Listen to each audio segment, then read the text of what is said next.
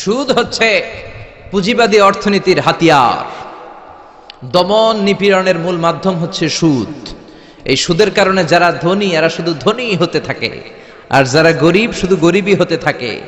ইসলাম চায় না যে রাস্তার এক পাশে পাঁচতলা আর এক পাশে থাকবে গাছতলা। চিল্লা এখন ঠিক কিনা? ইসলাম চায় কায়লা ইয়াকুনা দুলাতান বাইনাল আগনিয়াই মিনকুম, সম্পদ যাতে ধনীদের হাতে কুক্ষিগত হয়ে না থাকে, সম্পদের তারল্য যাতে সবার হাতে পৌঁছে যায়। এজন্য ইসলাম সুদকে করেছে হারাম আর ব্যবসাকে করেছে হালাল। চিল্লায় পড়েন আল্লাহু আকবার।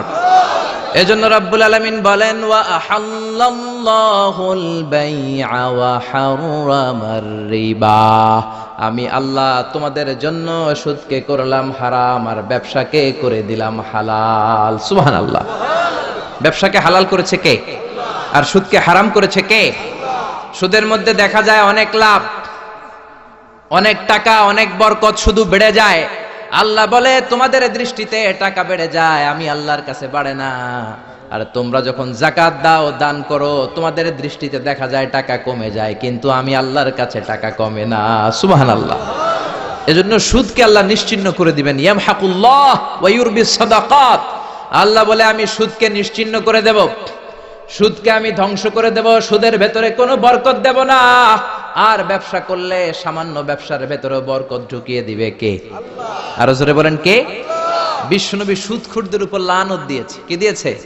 লাআনা রাসূলুল্লাহ আকিলার রিবা ওয়া মুকিলাহু ওয়া কাতিবাহু ওয়া শাহিদাইহি। যারা সুদ খায়, যারা সুদ দেয়, যারা সুদের দলিল লেখক, যারা সুদের সাক্ষী থাকে, সবার উপরে বিশ্বনবী লানত দিয়েছে। জোরে পড়েন নাউযুবিল্লাহ। এজন্য খবরদার, সুদের সাথে মুসলমানদের কোনো সম্পর্ক।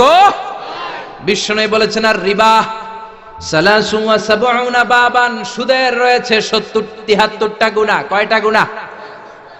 আরো জোরে বলেন কয়টা? সুদের মধ্যে 73টা গুনাহ। আইসারুহা আইয়ান কাহার রাজুল উম্মা, 73টা গুনার মধ্যে সবচাইতে ছোট্ট গুনাহ হলো নিজের মায়ের সাথে জিনা করা। 73টা গুনাহ, আর সবচেয়ে ছোট গুনাহ হচ্ছে আইয়ান কাহার রাজুল উম্মা, ব্যক্তি তার মায়ের সাথে জিনা করবে। এটা যদি সবচেয়ে ছোট গুনাহ হয়, তাহলে বড় গুনার অবস্থা কি? বড় গুনাহটা কি জানার দরকার আছে না নাই? আল্লাহ সেটাও বলে দিলেন ফাযানু বিহারবিম মিনাল্লাহি ওয়া রাসূলিহি। সুদের সবচেয়ে ছোট গুনাহ মায়ের সাথে জিনা করা, আর সুদের সবচেয়ে বড় গুনাহ আল্লাহর সাথে যুদ্ধ করা। করবেন নি? পারা যাবে না আল্লাহর সাথে যুদ্ধে? সে আল্লাহ কবে থেকে ক্ষমতায় বসা? এখন তো আল্লাহ বুড়া হয়ে গেছে। হ্যাঁ, আল্লাহর ক্ষমতা কি আগের মতো আছে? জোরে বলেন আছে। এজন্য সুদের সবচেয়ে ছোট গুনাহ মায়ের সাথে জিনা, সবচেয়ে বড় গুনাহ কার সাথে? যুদ্ধ। আরো জোরে বলেন। এজন্য বিশ্বনবী বলতেন ইজতানিবু আসসাবাল মুবিকাত, 7টা ঈমান বিধ্বংসী, আমল বিধ্বংসী কাজ থেকে তোমরা বেঁচে থাকবা। 1 নম্বরে হলো শিরক, আল্লাহর সাথে শিরক করবা না। 2 নম্বরে হলো মাতা পিতার সাথে অবাধ্যতা করা। 3 নম্বরে জাদু দেখানো, জাদু টোনা করা। 4 নম্বরে অন্যায় ভাবে কাউরে হত্যা করা। 5 নম্বরে এতিমের সম্পদ খাওয়া। 6 নম্বরে কোনো নারীকে অন্যায় ভাবে জিনার অপবাদ দেওয়া। 7 নম্বরে সুদ খাওয়া। কি খাওয়া? এই 7টা কাজ করলে আপনার ঈমানটাকে ধ্বংস করে দিবে কে? চিল্লায় বলেন কে? এজন্য দুনিয়াতে যারা সুদ খায় তাদের সম্পদে কোনো বরকত নাই, তাদের শুধু রোগ আর রোগ, টেনশন আর টেনশন। আছে না নাই? আবার বিশ্বনবী বললেন যারা সুদ খায় তাদের 3টা শাস্তি। কয়টা? আরো জোরে বলেন কয়টা? 1 নম্বরে কিয়ামতের দিন আল্লাযীনা ইয়াকুলুনার রিবা লা ইয়াকুমুনা ইল্লা কামা ইয়াকুমুল্লাযী ইয়াতাখাব্বাতুহু শাইতানু মিনাল মাস।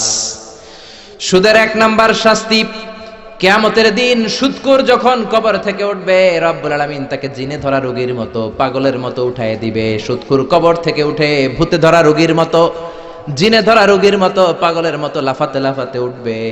তারে দেখে কিয়ামতের ময়দানের সবাই বুঝবে লোকটা হলো সুদখোর। কি খোর? আরো জোরে বলেন। এটা হচ্ছে 1 নাম্বার শাস্তি। 2 নাম্বার শাস্তি বিশ্বনবী বললেন আমি স্বপ্নে দেখলাম কিছু লোকের পেট হচ্ছে বিশাল বড় ঘরের মতো, আর ওই পেটের ভেতরে দেখলাম ভয়ঙ্কর বিষাক্ত সাপ। জিব্রাইল রে বললাম ও জিব্রাইল মান হাউলা, এরা কারা? বিশ্বনবী বললেন হাউলাই আকালাতুর রিবা, এরা হলো আপনার উম্মতের মধ্য থেকে যারা সুদ খেয়েছে ওই সুদখোর লোকগুলা। পড়েন নাউযুবিল্লাহ। তিন নাম্বার শাস্তি, বিশ্বনবী বলেন যে রাতে আমাকে মেরাজে নেওয়া হলো, রাআইতু লাইলাতা উসরিয়া বি, মেরাজের রাতে আমি দেখলাম রক্তের একটা নদী, ওই নদীর উপর কিছু লোক সাঁতার কাটে। কিসের নদী দেখছেন কোনদিন? রক্তের নদী আমরা কোনদিন দেখেছি? রক্তের একটা নদীর ভেতরে কিছু লোক সাঁতার কাটে। সাঁতার কাটতে কাটতে বাঁচার জন্য যখন পারে আসতে চায়, তীরে আসতে চায়, কিছু ফেরেশতারা অনেক বড় বড় পাথরের খণ্ড নিয়ে বসা, তীরের দিকে আসতে চাইলে প্রচন্ড জোরে পাথর নিক্ষেপ করে তার চেহারার দিকে। পাথরের আঘাতে ওই লোকটার চেহারা ছিন্ন বিচ্ছিন্ন হয়ে যায়। লোকটা চিৎকার করতে করতে আবার রক্তের নদীর মাঝখানে চলে যায়। আবার তীরে আসতে চাইলে আবার পাথর আছে না নাই? জোরে বলেন। বিশ্বনবী বললেন মান হাউলা ইয়া জিবরিল, ও জিব্রাইল এরা কারা? বিশ্বনবী বললেন এরা হলো আপনার সুদখোর উম্মত। এরা কারা? এজন্য সুদ খাওয়া যাবে? জোরে বলেন, সুদ খাওয়া যাবে? খবরদার, সুদ খাওয়া যাবে না। সুদের বিপরীতে আমরা ব্যবসা করব। ব্যবসায় বরকত দিয়েছে কে? বিশ্বনবী বললেন রিজিককে আল্লাহ 10 ভাগ করেছেন, তার 1 ভাগ দিয়েছেন পৃথিবীর অন্যান্য পেশার ভেতরে, আর 9 ভাগ দিয়ে দিয়েছেন ব্যবসার ভেতরে। সুবহানাল্লাহ। রিজিকের 9 ভাগ থাকে ব্যবসার ভেতরে, এজন্য সুদ খাওয়া যাবে না। সুদের সাথে ইসলামের কোনো সম্পর্ক। আমরা ব্যবসা করব। আপনি মুশারাকা সিস্টেমে, মুদারাবা সিস্টেমে, আপনি মুরাবাহা সিস্টেমে ব্যবসা করেন, ওই ব্যবসায় বরকত দিবে কে? জোরে বলেন কে? সুদ হারাম এ কারণে, কারণ টাকার ভেতর থেকে টাকা আসে না। আপনি 1 লক্ষ টাকার একটা বান্ডিল আপনার আলমারির ভেতরে আজকে রাখলেন, 1 বছর পরে খোলার পরে এটা কি 1,10,000 টাকা হবে? 1,05,000, 1,02,000, 1,10 টাকা, 1,05 টাকা, 1,01 টাকা, 1 টাকাও পারবে না। কত থাকবে? 1 লাখই থাকবে। কারণ টাকার ভেতর থেকে টাকা আসে না। টাকার ভেতর থেকে টাকা আসে যখন ওই টাকার সাথে শ্রম যুক্ত হয়, যখন টাকার সাথে কষ্ট যুক্ত হয়, যখন টাকার সাথে মেধা যুক্ত হয়। ঠিক কি না? তো আপনি টাকা দিয়ে কেমন করে টাকার ভেতর থেকে টাকা নেন? এটা হারাম।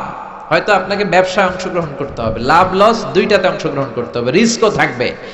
আপনি ব্যবসায় টাকা দিয়ে শুধু লাভ নিলেন, লস নিলেন না, এটাই সুদ। ঠিক কি না? আপনার লাভও নিতে হবে, লস নিতে হবে, ঝুঁকিও নিতে হবে। এইটার নাম হলো ব্যবসা। হয় আপনি ব্যবসা করবেন, তা না হলে আপনি কর্জে হাসানা দিবেন। কি দিবেন? কর্জে হাসানা দিলে ওই ব্যক্তির মর্যাদা বাড়িয়ে দেয় কে? চিল্লায় বলেন কে? 3 সিস্টেমে ব্যবসা করবেন। কয় সিস্টেমে? সবাই বলেন, আরো জোরে বলেন। 1 নাম্বার হচ্ছে মুশারাকা সিস্টেম। মুশারাকা, পার্টনারশিপ। আমি আপনি শেয়ার, 3-4 জন মিলে শেয়ার, আমার টাকা আপনার টাকা, আর দুজনে মিলে ব্যবসা করব। আমার যদি ধরেন 4 লক্ষ টাকা হয়, আপনার যদি 6 লক্ষ টাকা হয়, তাহলে যেই লাভ হবে তার 60% নেবেন আপনি, 40% নেব আমি। লসও যদি হয় 60% আপনার উপর, 40% আমার উপর। এই ব্যবসাকে বৈধ করেছে কে? আল্লাহ। আরো জোরে বলেন না। 2 নম্বরে হচ্ছে আল মুদারাবা। মুদারাবাও বৈধ। মুদারাবা মানে হচ্ছে আপনার টাকা আমার শ্রম। আল্লাহ আমারে কোনো টাকা দেয় না, আমি মিসকিন, আমি ফকির, আমি দেব শ্রম, আপনি দিবেন টাকা। কত পার্সেন্ট লাভ হলে কে কতটা নিব এটা আমরা ভাগ করে নিব। কিন্তু লস হলে আমার কোনো লস নাই, কারণ আমার শ্রম আপনার টাকা, আমি যে খাটছি এটাই তো আমার লস। ঠিক কিনা? কথা বলেন। আর টাকা যেহেতু আপনার, পুরো লস নেবেন আপনি। এই সিস্টেমও ব্যবসা যায়। 3 নাম্বার হচ্ছে আল মুরাবাহা।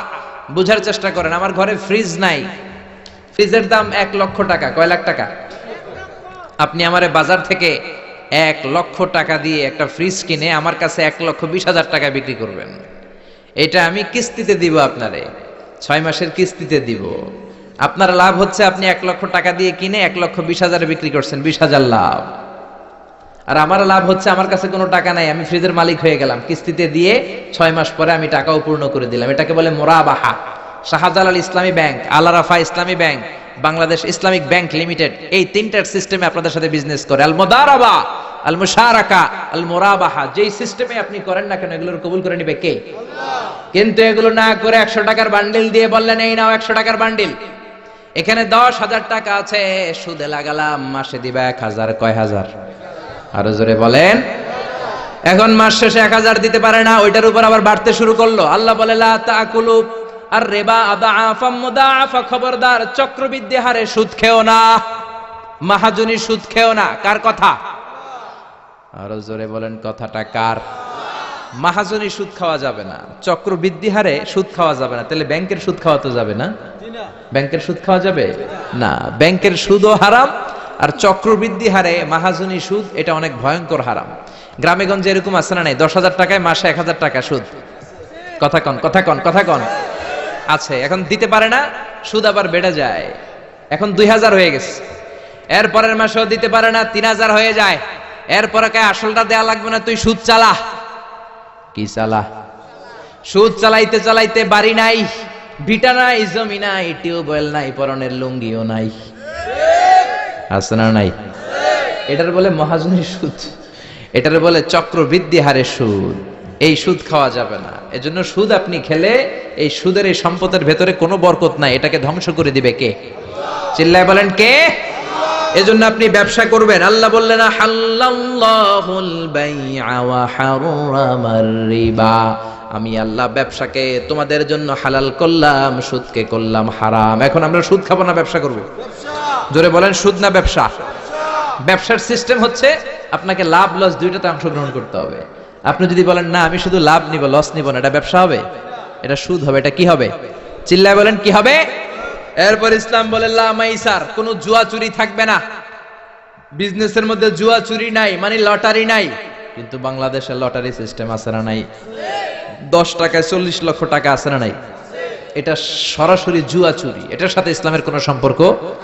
এর কারণ হচ্ছে আমরা 10 টাকা দিয়ে লটারি কিনি, পাই এরকম একটা কাগজ, এই লটারির একটা নাম্বার থাকে এখানে, ঠিক কিনা? আর লেখা আছে 10 টাকায় প্রথম পুরস্কার 40 লক্ষ টাকা। লক্ষ লক্ষ মানুষ 10 টাকা দিয়ে এটা কিনে। কেনার পর যেদিন ড্র হবে, রাফেল ড্র, একজন পায় 40 লাখ, আরেকজন পায় 30 লাখ, আরেকজন পায় 20 লাখ, আরেকজন 10 লাখ, পঞ্চম পুরস্কার পায় 1 লাখ, আর লক্ষ লক্ষ মানুষ এই কাগজ পানিতে ভিজায় খায়। চিল্লায় কোন ঠিক কিনা? এটার নাম হচ্ছে জুয়া চুরি, এটা জায়েজ নাই। কিন্তু এই লটারির কাগজের সাথে যদি আপনার একটা কলম দিয়ে দেয়, এটাকে জায়েজ করার সিস্টেম আছে। এই 10 টাকার লটারির যখন আপনি লটারিটা কিনবেন, আপনাকে যদি একটা কলম দিয়ে দেয়, তাহলে কেমন যেন আপনি 10 টাকা দিয়ে একটা কলম কিনলেন। এটা ব্যবসা, এটা হচ্ছে ব্যবসার সুরা, এটা জায়েজ আছে না নাই? তার মানে লক্ষ লক্ষ মানুষ যখন লটারি কিনলো, সাথে পেলে একটা কলম। এরপরে ড্র হওয়ার পরে একজন পাবে 40 লাখ, আরেকজন 30 লাখ, একজন 20 লাখ, আরেকজন 10 লাখ, আর লক্ষ লক্ষ সবাই পাইছে একটা করে কলম। তার মানে আমরা সবাই কিছু না কিছু পাইছি। চিল্লায় কোন ঠিক কিনা? এই সিস্টেমে যদি করেন, তাহলে এটারে বৈধ করে দিবে কে? জোরে বলেন কে? এরপরে ইসলাম বলেন নো আনসার্টেইনটি, কোন ব্যবসার মধ্যে আনসার্টেইনটি থাকতে পারবে না, সুনিশ্চিত হতে হবে সবকিছু। লা দারারা ওয়ালা দারার ওয়ালা গারারা ফিল বাই, বেচা কিনার মধ্যে কোনো ধোঁকাবাজি থাকতে পারবে না, অনিশ্চয়তা থাকতে পারবে না। অনেকে উড়ন্ত কবুতর বিক্রি করে, আছে না নাই? কবুতর যারা পালেন, 10টা কবুতর আছে আপনার, আপনি দেখবেন সারাদিন কবুতর আকাশে উড়ার পরে বিকালে আবার বাসায় চলে আসে। আপনি বললেন এই যে 10টা কবুতর আকাশে উড়ে, এই 10টা কবুতর আপনার বিক্রি করে দিলাম, এক একটা 100 টাকা করে, 10টায় কত হয়?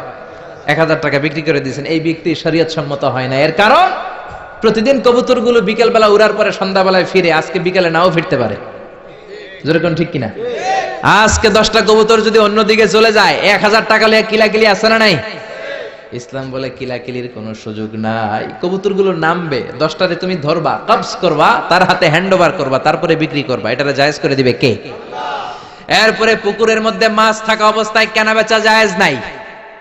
এরকম কেনা বেচা বাংলাদেশে আছে না নাই?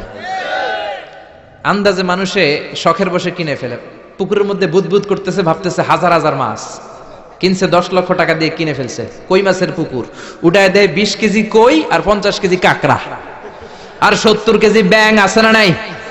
এরপরে কিলাকিলি আছে না নাই? এজন্য ইসলাম বলে না, কবুতরটা হাতের মধ্যে কবজ করার পরে যেমনি বিক্রি করলাম, মাছগুলাও জাল দিয়ে তোলো, তারপরে গনে গনে বিক্রি করো, কবুল করে নিবে কে? গাভীর ওলানের মধ্যে দুধ রেখে বিক্রি করা জায়েজ নাই।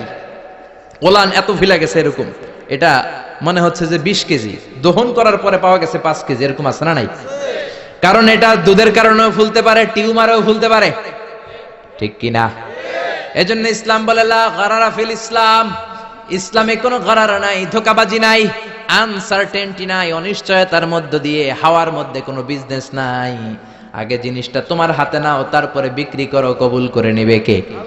শেয়ার বাজার নিয়ে প্রশ্ন করে যেই প্রোডাক্টের ব্যবসা হালাল, ওই প্রোডাক্টের শেয়ারও হালাল। চিল্লায় বলেন ঠিক কিনা? এরপরে বিশ্বনবী বললেন, মান গাশশানা ফালাইসা মিন্না, বেচা কিনার মধ্যে যে আমার উম্মতদের মধ্যে যে অন্যকে ধোঁকা দেয় সে আমার উম্মত হতে পারে।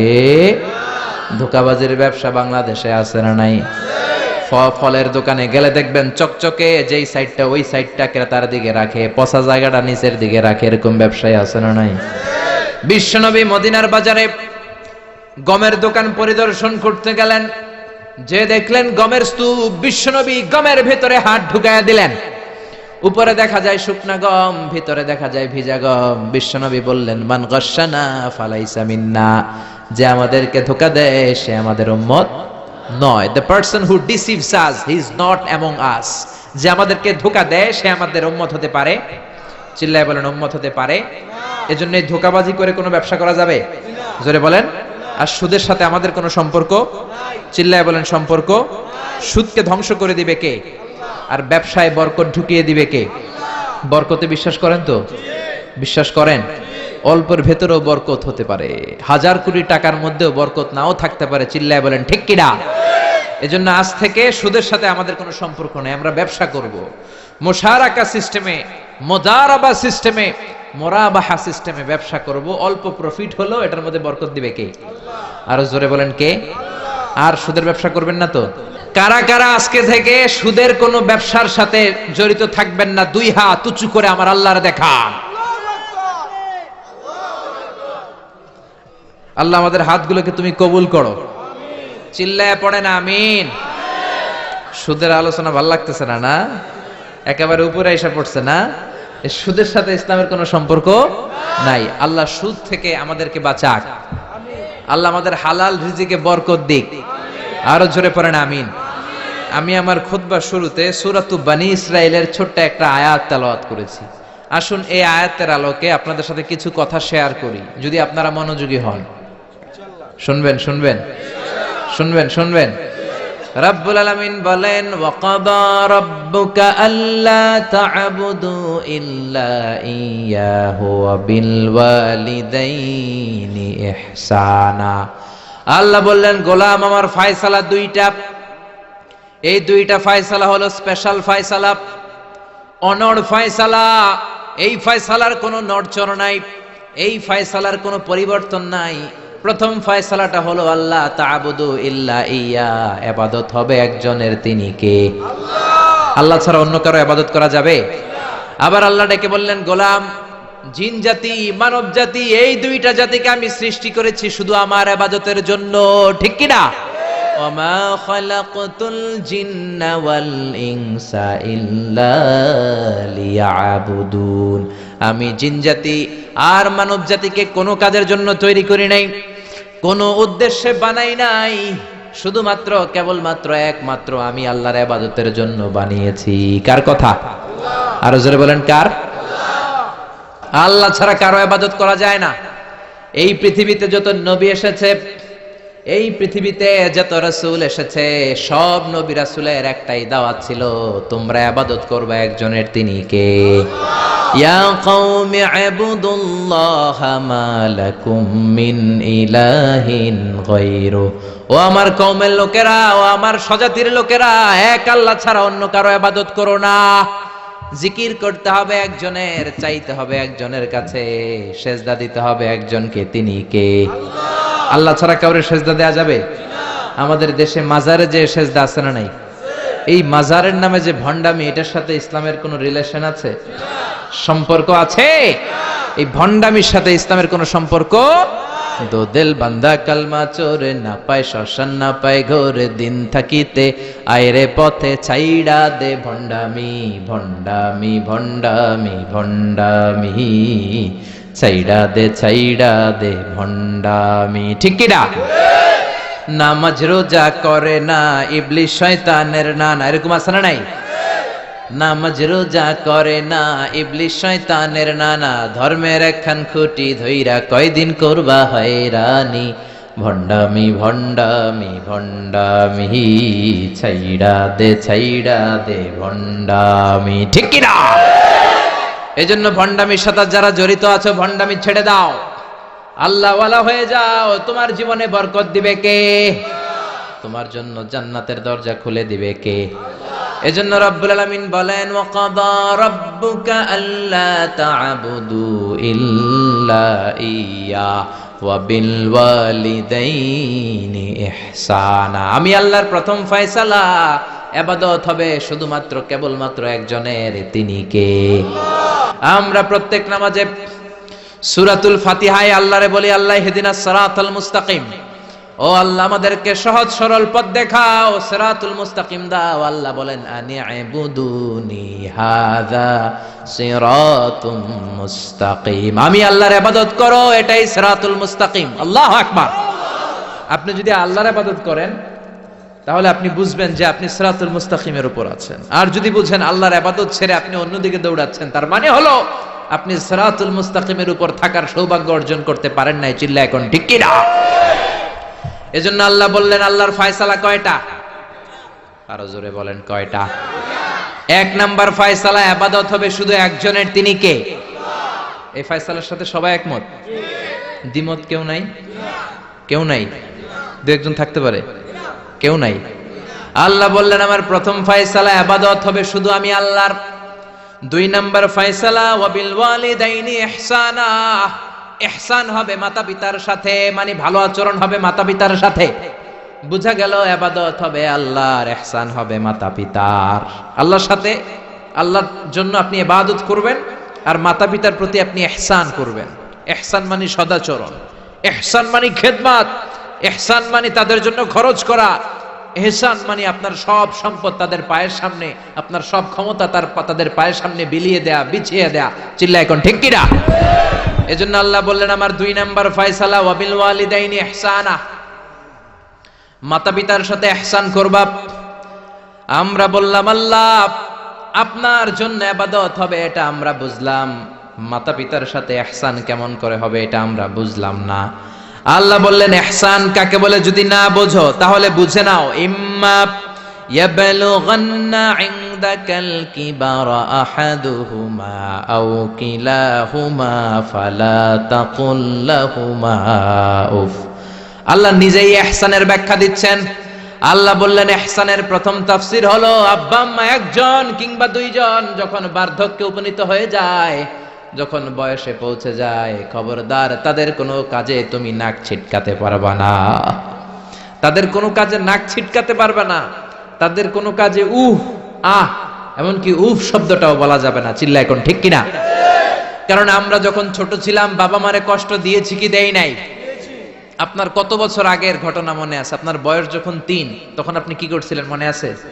তো ওইটাই যদি মনে না থাকে, বয়স যখন 2 ছিল ওগুলা মনে আছে? বয়স যখন 1 ছিল ওগুলো মনে আছে? জ্বালাতনটা তো ওই সময় বেশি করছে। চিল্লা এখন ঠিক কিনা? শীতের রাত, আমাকে নিয়ে আমার মা ঘুমালো, আমাকে রেখেছে ডান দিকে, পেশাব করে ডান পাশটা আমি ভিজিয়ে দিয়েছি। আমার মা আমাকে ঘর থেকে বের করে দেয় নাই, শীতের রাতে বাম দিকে আমাকে শোয়ালো। কনকনে মাঘ মাসের শীতের রাতে বাম পাশটাতেও পেশাব করে ভিজিয়ে দিলাম, আমার মা আমারে ঘর থেকে বের করে দেয় নাই। আমার মা তার বুকের মাঝখানে রেখে ঘুমাতে শুরু করেছে।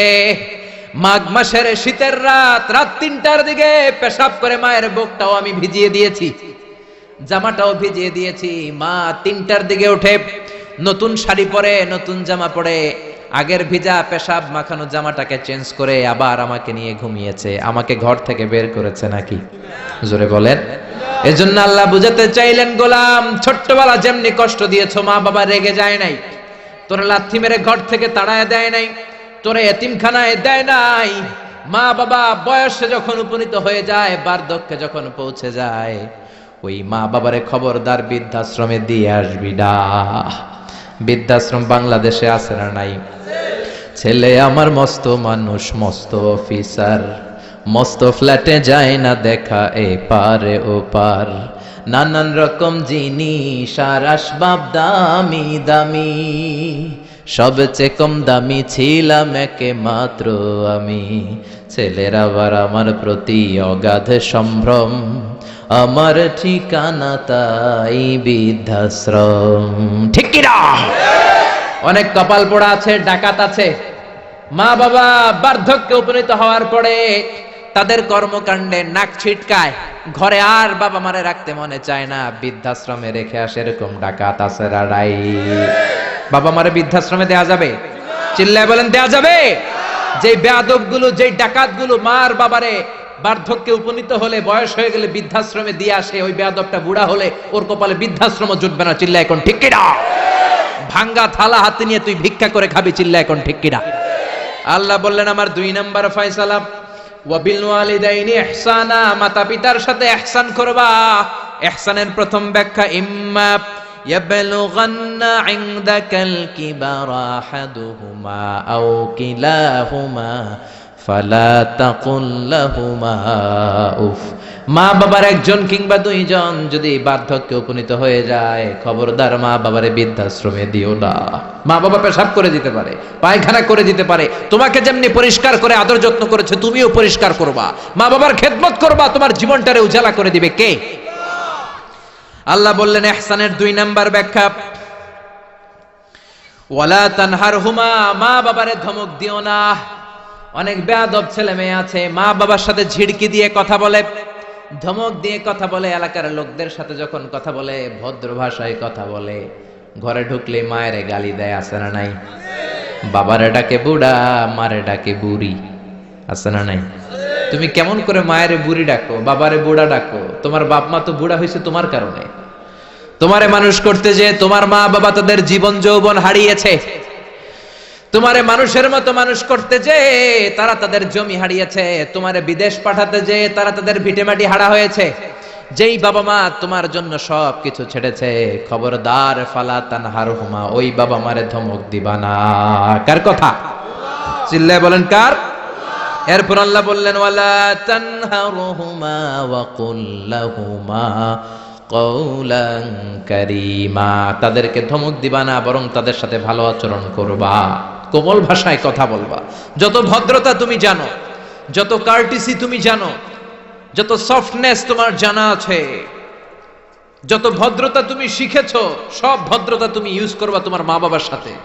যত কোমল ভাষা তুমি জানো, যত শুদ্ধ কথা তুমি জানো, সব তোমার মা বাবার জন্য তুমি ইউজ করবা। চিল্লা এখন ঠিক কিনা? এরপরে রব্বুল আলামিন বললেন ওয়াখফিদ লাহুমা জানাহায যুল্লি মিনার রাহমাতি ওয়া কুর রাব্বিরহামহুমা কামা রাব্বায়ানি সাগীরা, তাদের জন্য রহমতের ডানা বিছিয়ে দাও। তোমার যত ক্ষমতা আছে মা বাবার পায়ের সামনে ঢেলে দাও, যত অর্থ আছে তাদেরকে তুমি বিলিয়ে দাও। আর বাবা মা একজন কিংবা 2 জন যদি দুনিয়া ছেড়ে বিদায় নেয়, তাদের কবরের সামনে দাঁড়িয়ে চোখের পানি ছেড়ে পড়তে আরম্ভ করে দাও, রব্বিরহামহুমা কামা রাব্বায়ানি সাগীরা ওয়া কুর রাব্বিরহামহুমা কামা রাব্বায়ানি সাগীরা। ও আল্লাহ, ছোট্টবেলা বাবা মা যেমনি আমার আদর দিয়ে সোহাগ দিয়ে কাছে টেনে নিয়েছে, কিয়ামতের দিন কবরের ভেতরে তুমিও আমার বাবা মারে আদর করে কাছে টেনে নিও। পড়ে না আমিন? চিল্লায় পড়ে না আমিন? এজন্য ইবাদত হবে একজনের, তিনি কে? আর ইহসান হবে কার সাথে? এজন্য মা বাবার দোয়ার দরকার আছে না নাই? পৃথিবীর যত আল্লাহর ওলি আছে, যত পীর সাহেব আছে, সবাই এই পুরো কোরআন খতম করে যদি একটা গ্লাসের পানির মধ্যে ফু দেয়, আর আপনার আম্মা শুধু বিসমিল্লাহ বলে আরেকটা গ্লাসের পানির ভেতরে ফু দেয়, আল্লাহর কসম আপনার মায়ের দোয়াটা আগে কবুল হয়ে যাবে। এজন্য মা বাবার খেদমত করেন। আপনার বড় পীর সাহেব হলো আপনার বাবা, আপনার বড় পীর সাহেব হলো আপনার মা। দুনিয়ার সবাই দোয়া করলে ওই দোয়া মিস হয়ে যেতে পারে, মা বাবা দোয়া করলে মিস হবে নাকি? হবে। অনেক ডাকাইত আছে দেখবেন মাজারের উপরে মশারি দেয়, আছে না নাই?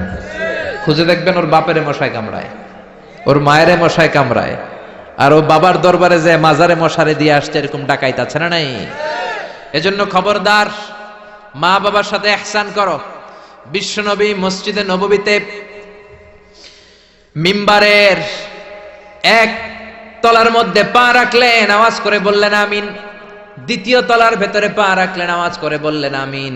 3য় স্টেপে পা রেখে বিশ্বনবী পড়লেন আমিন। সাহাবারা বললেন নবী 3 বার আমিন বললেন, কেন বললেন বুঝলাম না। বিশ্বনবী বললেন প্রথম স্টেপে যখন পা রাখলাম, জিব্রাইল এসে বলল রমজান মাস পাওয়ার পরে রোজা রেখে ইবাদত করে যেই বান্দা গুনাহ মাফ করতে পারে নাই, তার উপরে আল্লাহর লানত। আমি বিশ্বনবী পড়লাম আমিন। 2য় স্টেপে পা রাখলাম, জিব্রাইল বলল, মাতা পিতা পাওয়ার পরে যারা মাতা পিতার খেদমত করে নিজের জীবনের গুনাহ ঝরাতে পারে নাই, জান্নাত কামাতে পারে নাই, তাদের উপরও আল্লাহর লানত। আমি বিশ্বনবী বললাম আমিন। 3 নাম্বার স্টেপে বিশ্বনবী বললেন, আমার নাম শোনার পরে আমার যে উম্মত আমার উপর দুরূদ পড়ল না, তাদের উপর আল্লাহর লানত। আমি বললাম আমিন। পড়েন সাল্লাল্লাহু আলাইহি ওয়াসাল্লাম, চিৎকার করে পড়েন সাল্লাল্লাহু। এজন্য মাতা পিতার খেদমতের দরকার আছে না নাই? গোটা বিশ্বটা একদিকে, মায়ের দোয়া আরেকদিকে, চিল্লায় বলেন ঠিক কিনা? আপনি বুলেট মারলে বুলেট মিস হতে পারে, ড্রোন হামলা করলে মিস হতে পারে, মায়ের দোয়া মিস হবে? জোরে বলেন মিস হবে? এক সাহাবী বলল, নবী আইয়ুল আমালে আফদাল, সবচেয়ে সেরা আমল কোনটা? বিশ্বনবী বললেন, সবচেয়ে সেরা আমল হলো সালাতু ফি ওয়াক্তিহা, সময় মতো নামাজ পড়া। 2 নম্বরে বললেন বিররুল ওয়ালিদাইন, মাতা পিতার খেদমত করা। 3 নম্বরে বললেন আল জিহাদু ফি সাবিলিল্লাহ, আল্লাহর রাস্তায় জিহাদ করা। তার মানে পৃথিবীর শ্রেষ্ঠতম 3টা আমলের মধ্যে মাতা পিতার খেদমতের আমলটাও আছে না নাই? মাতা পিতার খেদমত এটা সবচেয়ে ভালো আমল। আরেক হাদিসে বিশ্বনবী বললেন এটা জিহাদের চেয়ে বেশি সওয়াবওয়ালা। এক সাহাবী বললেন, নবী আস্তাযিনুকাল জিহাদ, আমি জিহাদে যেতে চাই, অনুমতি দেন। বিশ্বনবী বললেন, তোমার বাবা মা কেউ বেঁচে আছে নাকি? সাহাবী বললেন বেঁচে আছে। বিশ্বনবী বললেন ফাফিহিমা ফাজাহিদ, যাও বাবা মার খেদমত শুরু করে দাও।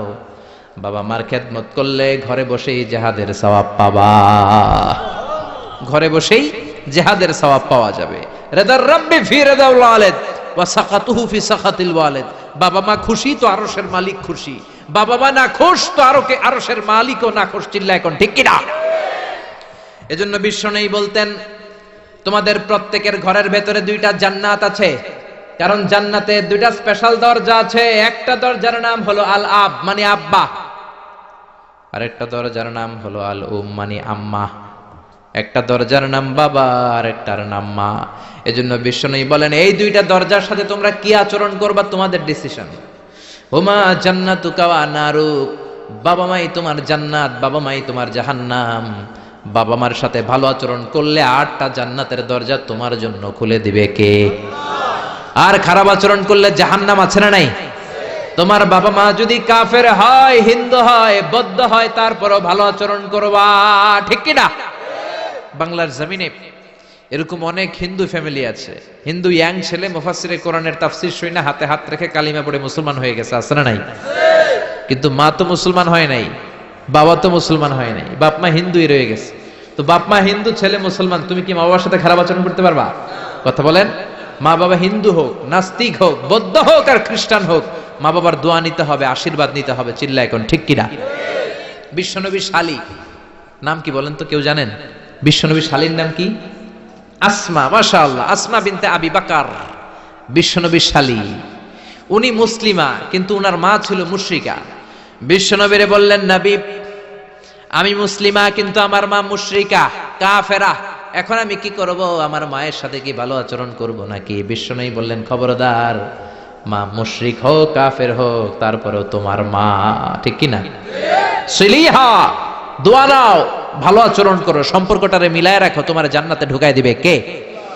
3 জিনিসের দিকে তাকালেই সওয়াব। 3টা জিনিসের দিকে তাকানোর সাথে সাথে আপনার আমলনামায় সওয়াব দিবে কে? 1 নাম্বার নাযার ইলাল কোরআন, কোরআনের দিকে যখন নজর করে তাকাবেন আপনার আমলনামায় সওয়াব দিবে কে? সুবহানাল্লাহ কইতে মনে চায় না? 2 নম্বরে কাবা, কাবার দিকে তাকালে সওয়াব দেয় কে? 3 নম্বরে আন-নাযার ইলা ওয়াজহিল ওয়ালিদাইন, মাতা পিতার চেহারার দিকে নজর করে তাকালে সওয়াব দেয় কে? এজন্য বিশ্বনবী বললেন, সালাসু দাওয়াতিন মুস্তাজাবাত, 3 ব্যক্তির দোয়া কোনদিন আল্লাহ ফিরায় না। 1 নম্বরে দাওয়াতুল মুসাফির, মুসাফিরের দোয়া। আপনি সফর করেন না মাঝে মাঝে, কক্সবাজারে যাচ্ছেন, সিলেট যাচ্ছেন, এই যে গাড়ির মধ্যে বসে আছেন, ওই সময় আপনি দোয়া করবেন বেশি বেশি। ওই সফর অবস্থায় দোয়া করলে ওই দোয়া কবুল করে কে? 2 নম্বরে দাওয়াতুস সাইম, রোজা রেখে দোয়া করলে কবুল করে কে? 3 নম্বর দাওয়াতুল ওয়ালিদাইনি লিওয়ালাদিহি, মাতা পিতা যখন চোখের পানি ছেড়ে হাত 2টা তুলে আল্লাহর কাছে ছেলে মেয়েদের জন্য দোয়া করে, ওই দোয়াটাও কবুল করে কে? এজন্য সবার আগে দোয়া চাইবেন মা বাবার কাছে। কার কাছে? আমাদের কাছে অনেকে দোয়া চায়, আমরা বলি আরে তোমার মায়ের কাছে চাও, তোমার আব্বার কাছে চাও। আমার দোয়া তোমার জন্য কবুল হতেও পারে, নাও হতে পারে, কিন্তু তোমার মা তো তোমার জন্য মুস্তাজাবুদ দাওয়া, তোমার বাবা তো তোমার জন্য মুস্তাজাবুদ দাওয়া। তোমার মা হাতটা তোলার সাথে সাথেই কবুল। চিল্লা এখন সুবহানাল্লাহ। একজন বাবা এবং মা ছেলে মেয়েদের জন্য কতটা কষ্ট সহ্য করে, কতটা জ্বালা যন্ত্রণা সহ্য করে, বাবা মা না হওয়ার আগে এটা কেউ বুঝবে না। আপনি শুধু ওয়াজ শুনতে পারবেন, কিন্তু বুঝবেন তখন যখন একটা ছেলে হবে, যখন একটা মেয়ে হবে, ঠিক কি না? এজন্য বিশ্বনবী বলতেন, আল জান্নাতু তাহতা আকদামি উম্মাহাতিকুম। ও দুনিয়ার মানুষেরা শোনো শোনো, যেই জান্নাতের জন্য তোমরা পাগল, যেই জান্নাতের বর্ণনা শুনলে তোমাদের হৃদয় ঠান্ডা হয়ে যায়, যেই জান্নাতে যাওয়ার জন্য তোমরা ইবাদত করো, ওই জান্নাত থাকে তোমাদের মায়ের পায়ের তলায়। এই দুনিয়ার পুরুষ মানুষদের পায়ের নিচে থাকে জুতা, জুতার নিচে থাকে বালি, আর এই দুনিয়ার এক একটা মহিলার পায়ের নিচে থাকে তার ছেলে মেয়েদের জান্নাত।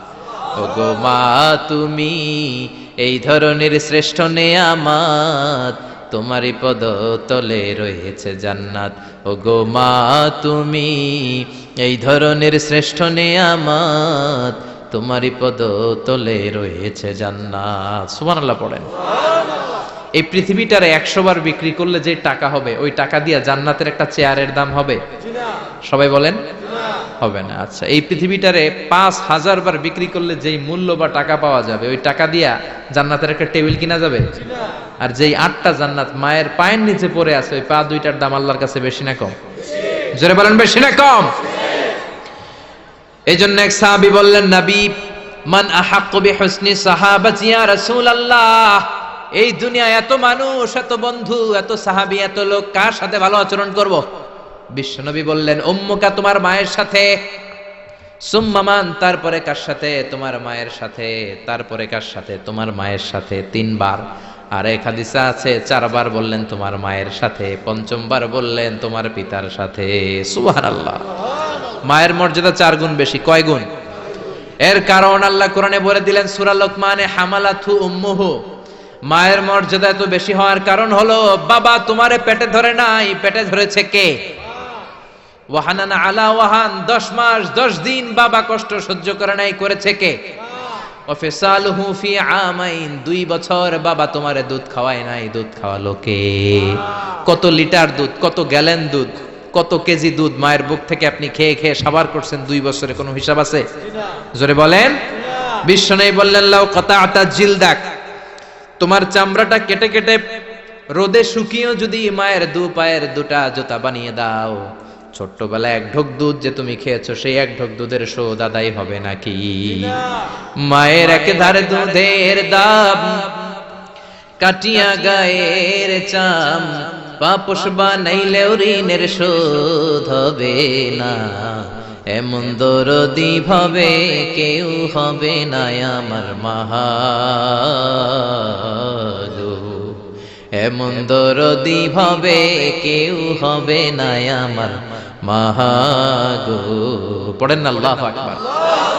বিশ্বনবীর সাহাবী নাম হলো আলকামা। কি নাম? সবাই বলেন কি নাম? আলকামা বিশ্বনবীর সাহাবী। ইন্তেকালের আগে আলকামার জিহ্বা দিয়ে কালেমা বেরোয় না। 3 দিন যাবত বিছানায় পড়ে আছে, মুমূর্ষ, মরে যাবে, কিন্তু জিহ্বা দিয়ে কালেমা বেরোয় না। বিশ্বনবী বলেছেন, লাকিনু মাউতাকুম লা ইলাহা ইল্লাল্লাহ, তোমরা মরণের আগে তোমাদের মুমূর্ষ রোগী মৃতদের সামনে লা ইলাহার তালকিন দাও। যখন দেখবেন আপনার চাচার রুহুটা বের হয়ে যাচ্ছে, দাদার রুহুটা বের হয়ে যাচ্ছে, বাবার রুহু বের হয়ে যাচ্ছে, তার শিওরের সামনে, কানের সামনে বসে পড়তে আরম্ভ করবেন, লা ইলাহা লা ইলাহা ইল্লাল্লাহু মুহাম্মাদুর রাসূলুল্লাহ সাল্লাল্লাহু। কিন্তু বলবেন না এই কালেমা পড়ো, কালেমা পড়ো, কালেমা পড়েন, কালেমা পড়েন, এগুলো বলবেন না, শুধু তালকিন দিবেন। ওইটা থেকেই উনি বুঝবেন, কারণ মৃত্যুর একটা কষ্ট আছে না নাই? মৃত্যুর যন্ত্রণায় সে অস্থির, আপনি জোরাজুরি করতেছেন কালেমা পড়, সে যদি বলে না পড়বো না, ঝামেলা আছে না নাই? এজন্য কানের সামনে শুধু তালকিন দিবেন। বিশ্বনবী বললেন, লাকিনু মাউতাকুম লা ইলাহা ইল্লাল্লাহ, তোমাদের মৃতদের সামনে, মুমূর্ষদের কানের সামনে শুধু লা ইলাহা পড়বা। ওনার বিবি, ওনার আত্মীয়রা আলকামা নামক সাহাবীর কানের সামনে লা ইলাহা পড়ে 3 দিন ধরে কালেমা বের হয় না। কখন যেন মরে যায়, বিশ্বনবীর কাছে পাঠানো হলো। বিশ্বনবী সুহাইব আর বেলাল দুইজন সাহাবীকে পাঠালেন। তারা যেও কালেমার তালকিন দিল, কিন্তু মুখ দিয়ে কালেমা বের হয় না। বিশ্বনবী আলকামার বিবিরে ডেকে পাঠালো, বিবি, আলকামার বিবি, তোমার স্বামী কেমন ছিল? বলে, আমার স্বামী অনেক বড় আল্লাহর ওলি ছিল, নামাজ ছাড়তো না, তেলাওয়াত ছাড়তো না, জিকির ছাড়তো না। বিশ্বনবী বললেন, আলকামার বাবা মা কেউ বেঁচে আছে নাকি? বিবি বলে, আলকামার মা বেঁচে আছে, ডাকো। আলকামার মা আসার পরে বিশ্বনবী বললেন, আপনার ছেলে কেমন ছিল? নামাজ পড়তো নাকি, রোজা করতো নাকি, জিকির করতো নাকি? আলকামার মা বলে, সবই করতো। আপনার সাথে কেমন আচরণ করতো? এটা বলার পরে মার কথা বলে না, শুধু চোখের পানি ছাড়ে। আলকামার মা বলে, নবী, আলকামার ব্যাপারে আমার মনে অনেক দুঃখ, কোনোদিন আমার কথা শুনে নাই, শুধু বিবির কথা শুনতো, বউরে প্রাধান্য দিত, আমার যত্ন নিত না, আমার কথা বেশি শুনতো না, এজন্য আমার মনে আলকামার ব্যাপারে অনেক জ্বালা। বিশ্বনবী বললেন, আপনার ছেলেরে মাফ করে দেন। রাগের চোটে আলকামার মা বলে, না, আমি মাফ করব না। বিশ্বনবী বললেন, ও সাহাবারা, লাকড়ি আনো, আগুন জ্বালাও, আলকামারে আমরা আগুনের উপর নিক্ষেপ করব। আগুন জ্বালানো হলো, সব সাহাবারা আলকামাকে ধরে আগুনের মধ্যে ফেলবে। ইন দ্য মিন টাইম দুঃখিনী মা বিশ্বনবীর পায়ের সামনে এসে বলে, ও নবী, আমার কলিজার টুকরাটারে আগুনে ফেলবেন না। ও নবী, আমার মনে আর কোনো জ্বালা নাই, আমার মনে আর কোনো দুঃখ নাই। আলকামা তো আমার নার ছেড়া ধন। 10 মাস 10 দিন আমার পেটে ছিল, আমার দেহ থেকে নিউট্রিশন নিয়ে, খাদ্য পুষ্টি নিয়ে আলকামা বড় হয়েছে। বেয়াদবি করেছে, কি হয়েছে? আমি আলকামারে মাফ করে দিলাম গো নবী। আলকামার মা, আলকামার শিয়রের সামনে দাঁড়িয়ে যখন মাফ করার ঘোষণা দিয়েছে, বিশ্বনবী সাক্ষী, সাহাবারা দাঁড়িয়ে আছে। আলকামা চিৎকার করে পড়তে আরম্ভ করলো, লা ইলাহা ইল্লাল্লাহু মুহাম্মাদুর রাসূলুল্লাহ সাল্লাল্লাহু আলাইহি ওয়াসাল্লাম। আল কালিমা তাইয়্যিবা চিৎকার করে পড়ার সাথে সাথে তার রূহ কবজ হয়ে গেল। চিল্লায় পড়েন আল্লাহু আকবার। এজন্য মায়ের দোয়া বড় দোয়া, বাবার দোয়া বড় দোয়া। মা বাবা দোয়া করলেও কবুল, বদদোয়া করলেও কবুল। মা বাবার শুধু যদি দোয়াটাই কবুল হতো তাহলে টেনশন নাই, দোয়া করে না তো কি হয়েছে। কিন্তু বদদোয়া করলেও কবুল করে নেয় কে? আল্লাহ। দোয়া করলেও কবুল, বদদোয়া করলেও। সাইয়েদনা ইব্রাহিম আলাইহিস সালাম সাইয়েদনা ইসমাঈল আর হাজরাকে, আরবিতে নাম হলো হাজার, রেখে গেলেন মক্কায়। ওনার বিবি হাজরা ইন্তেকাল করলো, ছোট্ট দুধের শিশু, ওনার পায়ের ধাক্কায় জামজামের পানি বের হলো, বড় হতে লাগলেন। শৈশব পেরিয়ে কৈশোর, কৈশোর পেরিয়ে যৌবন, তাগড়া যুবক। তখন জুরহুম নামক একটা কওমের একটা মেয়েকে তিনি বিয়ে করলেন। বিয়ে করে সুখের সংসার শুরু করলেন আল্লাহর আদেশে। অনেক পরে সাইয়েদনা ইব্রাহিম তার কলিজার টুকরা ইসমাইলের বাড়িতে বেড়াতে গেল। কার বাড়িতে? কে গেল বেড়াতে? সাইয়েদনা ইব্রাহিম বেড়াতে গেলেন। যাওয়ার পরে দেখে সাইয়েদনা ইসমাইল ঘরে নাই। দরজার বাইরে থেকে সালাম দিলেন, আসসালামু আলাইকুম। এটা কিন্তু প্রামাণ্য বর্ণনা দিচ্ছি আমি বুখারী থেকে, বুখারীর বর্ণনা, এটা গল্প না। দরজার বাইরে থেকে সালাম দিলেন, আসসালামু আলাইকুম। ভেতর থেকে কর্কশ গলায়, ঝাঁঝালো কণ্ঠে, কণ্ঠের মধ্যে কোনো মায়া নাই, দয়া নাই, এরকম একটা কণ্ঠের মেয়ে উত্তর করে বলল, ওয়া আলাইকুমুস সালাম। সাইয়েদনা ইব্রাহিম জিজ্ঞেস করলো, কাইফা হালুকি ইয়া উম্মি, ও মা তুমি কেমন আছো? মেয়ে কয়, বেশি ভালো না। সংসার কেমন চলে? সুবিধার না? খাওয়া দাওয়া ঠিক মতো হয়নি না? কিচ্ছু হয় না? আমনে কেডা? সাইয়েদনা ইব্রাহিম বলে, আমি কে তোমার জানার দরকার নাই। ইদা জাআ যাওজুকি মিনাল গাবা, স্বামী যখন তোমার বন থেকে শিকার করে ফিরবে, ফাকরাই আলাইহিস সালাম, তোমার স্বামীরে আমার পক্ষ থেকে একটা সালাম দিবা। ও মুরিহিয়া ইয়গাইরা আতাবাতা বাবিহি, বলবা ঘরের দরজার চৌকাঠটা যেন পাল্টে ফেলে। সাইয়েদনা ইব্রাহিম চলে গেলেন। বিকেল বেলা জঙ্গল থেকে শিকার করে সাইয়েদনা ইসমাইল ঘরে ফিরলেন। ঘরে ফেরার পর বিবি বলে, একটা বুড়া আইছিল। বুড়া? কে আইছিল? সাইয়েদনা ইসমাইল বলে, বুড়া? বুড়া মানুষ আবার আমার ঘরে আসবে কেন? কেন আসছে? আপনারে সালাম দিছে, ওয়া আলাইকুমুস সালাম। আর কি বলছে? বলেছে, আপনি যেন ঘরের দরজার চৌকাঠ পাল্টে ফেলেন। ওমিয়া, চোর বোঝে চোরের সিগন্যাল, পুলিশ বোঝে পুলিশের সিগন্যাল, নবী বোঝে নবীর সিগন্যাল। ঠিক কিনা? সাইয়েদনা ইসমাইল তো বুঝে ফেললেন, কিরে ঘরের দরজার চৌকট পাল্টে ফেলো, এরকম রূপক কথা, মেটাফরিক্যাল ইঙ্গিত দুনিয়ার সাধারণ মানুষ দিতে পারে না। চিৎকার দিয়ে বিবিরে বললেন, ও কপাল পুড়ি, তুই কি করলি? নিজের কপাল পুড়লি, নিজের কপালে নিজে কুড়াল দিলি। যেই লোকটারে বুড়া বুড়া বলে সম্বোধন করলি, ওই লোকটার কেউ নয়, আমার জন্মদাতা পিতা, এই জামানার সবচেয়ে বড় পয়গম্বর ইব্রাহিম খলিল। আমার বাবা যে সিগন্যাল দিয়েছে, এটা তো গ্রিন সিগন্যাল না, এটা রেড সিগন্যাল। তার মানে তোর তালাক দিতে বলেছে, গেট আউট, গেট আউট, ডিভোর্সিও তালাক দিয়ে দিলাম, যা। আপনার আব্বাও যদি বলে তোমার বউরও তালাক দিয়ে দাও, দিয়ে দিবেন নাকি? এবার দিয়ে দিয়েন না। আপনার বাবাও বাবা, ইসমাইলের বাবা ইব্রাহিমও, কথা বলেন। সাইয়েদনা ইব্রাহিম ছিলেন আল্লাহর জালিল কাদের পয়গম্বর। আকাশ থেকে ওহী আসলে নবীরা কথা বলে, মন গড়া নবীরা কিছু বলে না। আপনার বউকে যদি আপনার বাবা বলে তোর বউরে তালাক দে, দিয়ে দিয়েন না। আবার কি করবেন? বুঝাবেন, বাবারও বুঝাবেন, বিবিরও বুঝাবেন, ঘরের ভিতরে সংলাপ করবেন, সমঝোতা করবেন। আমাদের দেশের দুই নেত্রী সংলাপ করে না তো কি হইছে? আমরা করব, আমরা ঘরে ঘরে সংলাপ করব, সমঝোতা করব, ঠিক কিনা? মিলায়ে দিবেন, মিলায়ে দিলে বরকত আছে না নাই? কেউ ঝগড়া লাগলে মিলাবেন, মারামারি লাগলে মিলাবেন। কেউ যদি আরেকজনরে মারতে যায়, উদ্ধত হয়, মিলায়ে দিবেন। যারা মিলায়ে দেয় তাদের মর্যাদা বাড়ায় দেয় কে? আল্লাহ। কিন্তু সমাজের কিছু দুষ্ট চরিত্রের লোক আছে, দুইজন যদি মারামারি লাগে আরো লাগায়া দেয়, আছে না নাই? আগুন লাগলে আপনারা কি ঢালেন? অনেকে তেল ঢালে, আছে না নাই? এখন আগুন লাগলে কি তেল ঢালবেন না পানি ঢালবেন? মিলায়ে দিবেন। বউরেও বুঝাবেন, বাবারও বুঝাবেন, দুইজনরে বুঝায় আস্তে ধীরে আগাবেন। তালাক তো অনেক পরের কথা। ইসলামের দেয়া অনুশাসন যদি আমরা মেনে চলি, কোনোভাবেই তালাক হবে না। স্বামীকে আল্লাহ কিছু দায় দায়িত্ব দিয়েছেন, স্ত্রীকে আল্লাহ কিছু দায় দায়িত্ব দিয়েছেন। এই দুইটা দায়িত্ব যে কত গুরু দায়িত্ব, গোটা বিশ্বব্যাপী এই দায়িত্বের মধ্য দিয়ে বিশ্বটা চলে। পৃথিবীর প্রথম স্বামী ছিলেন সাইয়েদনা আদম, পৃথিবীর প্রথম বউ ছিল হাওয়া। সেখান থেকে স্বামী স্ত্রীর এই জীবন আছে না নাই? স্বামী আর স্ত্রী বানায় যেজন মিস্ত্রি, সে বড় আজব কারিগর, ঠিক কিনা? স্বামী আর স্ত্রী বানায় যেজন মিস্ত্রি, সে বড় জটিল কারিগর। এজন্য এই সম্পর্কটা বড় ভয়ঙ্কর সম্পর্ক, এটাকে মিলিয়ে রাখতে হবে। তালাকের সিস্টেম হচ্ছে, প্রথমে আপনি ফাইযুহুন্না, কোরআন বলে আপনি প্রথমে স্ত্রীকে ওয়াজ করবেন। ঝগড়া হলে কি করবেন? ঘরে ওয়াজ নাই, আছে মারামারি, আটকিলাগিলি। ওয়াজ করবেন, ওয়াজেও কাজ হচ্ছে না, বুঝানোর চেষ্টা করবেন, বুঝে না। এরপর আল্লাহ বললেন ওয়াহজুরুহুন্না ফিল মাদাজি', বিছানা আলাদা করে দাও, তুমি এক রুমে ঘুমাবা, তোমার বিবিরে দিবা আরেক রুম।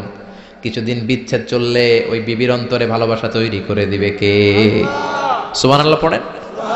এখন ওয়াজ করলেন, বুঝাইলেন, বুঝে না। বিছানা আলাদা করলেন, তাও শোনে না। এবার ওয়াদ্রিবুহুন্না, কোরআন বলল বউরে শাসন করো। অনেকে বলে বউরে পিটাও, না, পিটানোর কথা বলে নাই। ওয়াদ্রিবুহুন্না মানে তাদেরকে শাসাও, শাসন করো। মুফাসসিররা এটার তাফসীর করতে যে হয়রান হয়েছে যে কি দিয়ে পিটাবে। কোন মুফাসসির কয় খেজুরের ছোট্ট ডালা দিয়ে এরকম বাড়ি মারবে, আর বলবে ভালো কথা কই হনুস না কেন। অনেকে বলবে, অনেক মুফাসসির বলেছে মেসওয়াক দিয়ে বাড়ি মারবে, তোমার এত বোঝাই বুঝো না কেন? দুইটা ছেলে মেয়ে হয়েছে আমাদের, এত সুন্দর সংসার, হানিমুন করেছিলাম কক্সবাজারে, স্মৃতিগুলো কি তোমার মনে পড়ে না?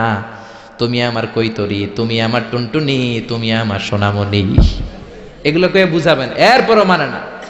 অনেক মুফাসসির কইছে বালিশ দিয়া পিটাইবেন, কোল বালিশ দিয়া, যাতে হাত পা না ভাঙে। ওয়াদ্রিবুহুন্না, অনেক ডাকাইতেছে লাঠি দিয়া পিটায়, আছে না নাই? ইসলাম বলে না না, বনিবনা না হলে প্রথম স্টেপ ওয়াজ করো, বুঝাও। 2 নম্বরে বিছানা আলাদা করে দাও, তারপরেও মানে না। 3 নম্বরে ওয়াদ্রিবুহুন্না মানে শাসন করো, যার যেরকম দরকার ওইরকম শাসন করবেন, তাতেও হয় না। তারপরে ফাবাআসু হাকামাম মিন আহলিহি হাকামাম মিন আহলিহা, এই 3টা স্টেপেও কাজ হয় না। আপনার মুরব্বিদের ডাকবেন, সালিস, মেয়ের পক্ষের মুরব্বিদের ডাকবেন, 2 পক্ষের বেআইনরা মিলে মিলছিল করে দেওয়ার চেষ্টা করবে, তাতেও কাজ হয় না। 4টা স্টেপ শেষ, 5ম স্টেপ হলো তালাক। আর আমরা দইরেই কই 3 তালাক, আছে না নাই? ওমরে ফারুকের জামানায় এক লোক তার বউরে দিছে 100 তালাক, রাগের চোটে। এরকম ডাকাইত আমাদের দেশে আছে না নাই? এখন বিবি এসে বলে, ও ওমরে ফারুক, 100 তালাক দিয়েছে আমার স্বামী, কি করব? সাইয়েদনা ওমরে ফারুক বলে, তোর ডাকাত স্বামীটা কোথায়? কয় এই জায়গায়। কিরে কয় তালাক দিছিস? কয় 100টা। দিবি 3টা, 100টা দিলি কেন? কয় রাগের মাথায় দিছে। কয় তারা তোর বিচার করতেছে, 3 তালাকে তোর বউ তালাক, বাকি 97 তালাক তোর পিঠে পড়বে। সুবহানাল্লাহ কইতে মন চায় না? এজন্য এই হচ্ছে তালাকের সিস্টেম। কতগুলো স্টেপ আপনি পার হলেন, তারপরেও আপনি একসাথে 3 তালাক দিবেন না। ইসলামের তালাককে 2 ভাগে ভাগ করা হয়েছে, একটা আত-তালাক আস-সুন্নি আর একটা তালাক আল-বিদআই। তালাক আস-সুন্নি মানে সুন্নতি তালাক, আর তালাক আল-বিদআই মানে বেদাতি তালাক। বেদাতি তালাক হচ্ছে রাগের মাথায় 3 তালাক, 14 তালাক, 22 তালাক। কিন্তু তালাক সুন্নি, সুন্নাত সম্মত তালাক হচ্ছে আপনার বিবি যখন পবিত্র, মানে যখন পিরিয়ড হচ্ছে না, ওরকম একটা পবিত্র সময় তারে আপনি তালাক দিবেন। 1 মাসের সময় আছে, একটা তালাক দিবেন, 1 মাসের ডিউরেশন, এর মধ্যে বিবির আবার নিয়ে আসতে পারবেন, কোনো সমস্যা নাই। সুবহানাল্লাহ পড়েন। 1 মাস পরেও মানে না, এরপরে দিবেন 2য় মাসের 2য় তালাক, তার মানে আরো 1 মাস, মোট কয় মাস? 2 মাস পরেও মিলমিশ হয় না, তারপরে 3য় মাসে তালাক দিলেন। এই 3 তালাক দেওয়ার পরে বিবি আবাদুল আবাদ আপনার জন্য হারাম হয়ে গেল। কত সুন্দর স্টেপ মেনটেন করে কত দূরে তালাক, আর আমরা দইরেই কই তালাক। এজন্য খবরদার। সাইয়েদনা ইসমাইল বললেন, কপাল পুল্লি তুই, যারে বুড়া বলে গালি দিলি আসলে বুড়া নয়, এই লোকটাই আমার বাবা ইব্রাহিম খলিল। আমার বাবা বলেছে তোরে তালাক দিতে, গেট আউট, গেট আউট। তালাক দিয়ে দিলাম তোরে, যা ভাগ। বউ শেষ, নতুন বিয়ে করলো, নতুন সুখের সংসার। 3 বছর পর সাইয়েদনা ইব্রাহিম আবার ছেলের বাড়িতে বেড়াতে আসলেন। আজকেও সাইয়েদনা ইসমাইল ঘরে নাই। সাইয়েদনা ইব্রাহিম আজকে সালাম দিলেন, আসসালামু আলাইক। সাইয়েদনা ইব্রাহিম সালাম দিলেন, আজকে ঘরের ভেতর থেকে জাদুমাখা কণ্ঠে, মধুমাখা কণ্ঠে, সুরেলা কণ্ঠে একটা মেয়ে বলল, ওয়া আলাইকুমুস সালাম। সাইয়েদনা ইব্রাহিম বললেন, কাইফা হালুকি ইয়া উম্মি মা, কেমন আছো? মেয়েটা বলে, আলহামদুলিল্লাহ আলা কুল্লি হাল, সব সময় আলহামদুলিল্লাহ। সব সময় কি? তোমাদের জীবন যাপন কেমন চলে? খুব ভালো চলে। তোমার স্বামী কই? বনে গিয়েছে। এবার মেয়েটা বলে, আপনি কে? সাইয়েদনা ইব্রাহিম বলে, আমার পরিচয় দেব না। মেয়েটা বলে, আপনার পরিচয় না দিল আপনার সাথে কথা বলবো না। আমরা স্বামী স্ত্রী 2 জন থাকি মরুভূমির মাঝখানে, আমাদের খোঁজ খবর নেওয়ার কেউ নাই। আপনি কে? এরকম দিল দরিয়ার একজন মুরব্বী আমাদের খোঁজ নিতে আসলেন, আপনার পরিচয়টা আপনি বলেন। সাইয়েদনা ইব্রাহিম তার পরিচয় দেয় না। মেয়ে বলে, পরিচয় না দিলে আমি কথাও কই না। বাধ্য হয়ে ঘরের ভিতরে ঢুকলেন, জোর করে মেয়েটা সাইয়েদনা ইব্রাহিমকে ঘরে ঢুকালেন, রুটি বানিয়ে খাওয়ালেন, গোশত খাওয়ালেন, খেজুর খাওয়ালেন, শরবত খাওয়ালেন। ও মিয়া, আগেরটাও মাইয়া, এইটাও পার্থক্য আছে না নাই? মেয়েটা বলে, আমার জন্য দোয়া করেন। সাইয়েদনা ইব্রাহিম চোখের পানি ছেড়ে দোয়া করে দিলেন, মেয়েটার মাথায় হাত বুলিয়ে দিলেন, আর বললেন, ইদা জাআ যাওজুক মিনাল গাবা, তোমার স্বামী যখন বন থেকে আসবে, ফাকরাই আলাইহিস সালাম, তোমার স্বামীর আমার পক্ষ থেকে সালাম দিবা। ওয়া মুরিহি আইয়ুসবিতা আতাবাতা বাবিহি, আর বলবা আমি বলছি ঘরের দরজার নতুন চৌকাট যেন জীবনেও না পাল্টায়। সুবহানাল্লাহ। ঘরের দরজার এই নতুন চৌকাটটা যেন কোনোদিন। সাইয়েদনা ইসমাইল ফিরে আসলেন। আসার পরে বিবি বলে, একজন মুরব্বী এসেছিল, নুরানি চেহারার একজন মুরব্বী। মুরব্বী শুই না, সাইয়েদনা ইসমাইল তো ভয় পেয়ে গেছেন, লাভ দিয়ে উঠছে, কি মুরব্বী, কেমন আচরণ করেছিলি বল। কারণ আগের একটা তিক্ত অভিজ্ঞতা আছে না নাই? ভাবছে আজকেও কোনো গন্ডগোল হইল নাকি।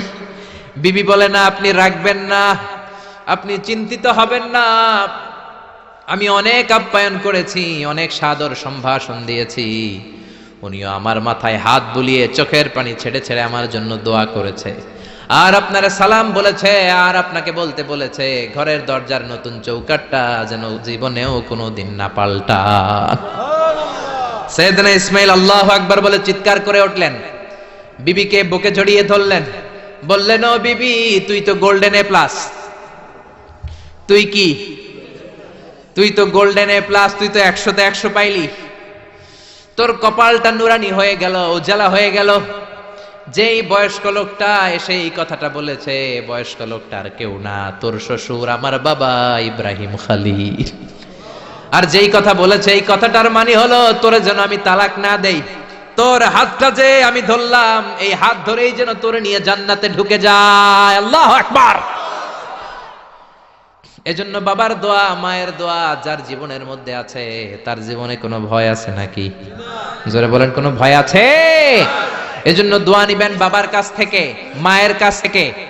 সাইয়েদনা মুসা আলাইহিস সালাম আল্লাহরে বললেন, আল্লাহ মাইয়াকুনু জালিসি ইয়াউমাল কিয়ামা, কিয়ামতের দিন বিচারের শেষে বনি ইসরাইলের আমি বড় পয়গম্বর মুসা যখন জান্নাতে যাব, কে আমার সাথে জান্নাতি হবে?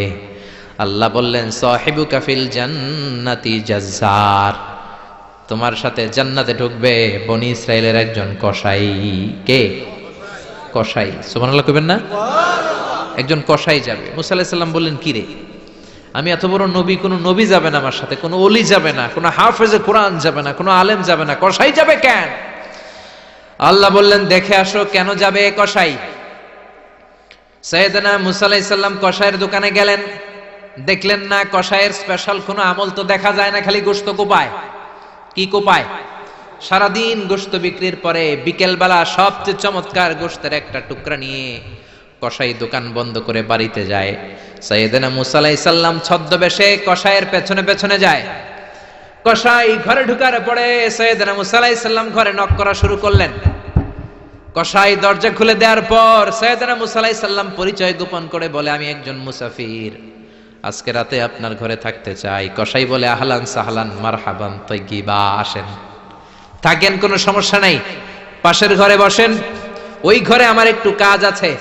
পাশের ঘরে যে মাচা থেকে একটা বৃদ্ধা মহিলাকে নামিয়ে নিজ হাতে গোসল করিয়ে গোশত কেটে রান্না করে রুটি দিয়ে মহিলাটারে খাওয়ানোর পর মহিলাটা হাতের মধ্যে আঁচলটা টেনে চোখের পানি ছেড়ে বিড়বিড় করে কি যেন দোয়া করে।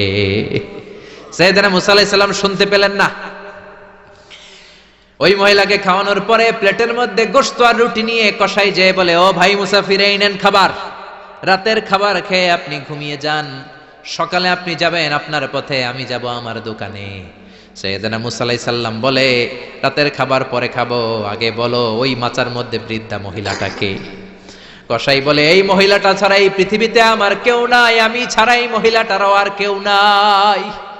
এই মহিলাটা ওই মহিলা যে আমারে 10 মাস পেটে ধরেছে। আল্লাহু আকবার।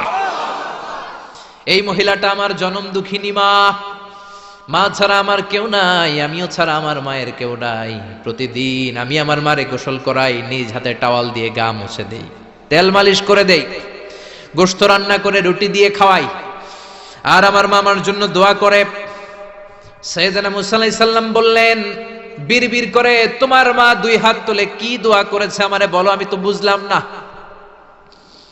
কসাই বলে, আমার মা প্রতিদিন খাওয়ার পরে খুশি হয়ে যায়, প্রতিদিন খেয়ে দে খুশি হয়ে চোখের পানি ছেড়ে আমার জন্য দোয়া করতে শুরু করে। একটা পাগলা দোয়া, বিগত 20 বছর যাবত আমার আম্মা এই দোয়াটা করে। আমি জানি এই দোয়া কোনোদিনই আল্লাহর কাছে কবুল হবে না। সাইয়েদনা মুসা আলাইহিস সালাম বললেন, ও ভাই বলোই না কি দোয়া করে, আমারে বলো বলো। কসাই বলে, আমার মা বলে, আল্লাহুম্মা জাআল ইবনি জালিসা মুসা ইয়াউমাল কিয়ামাহ। খাওয়ানোর পরে খুশি হয়ে হাত তুলে আমার মা বলে, আল্লাহ আমি আমার ছেলের খেদমতে এত খুশি, আমার ছেলের জন্য আমি হাত তুলে দোয়া করে দিলাম।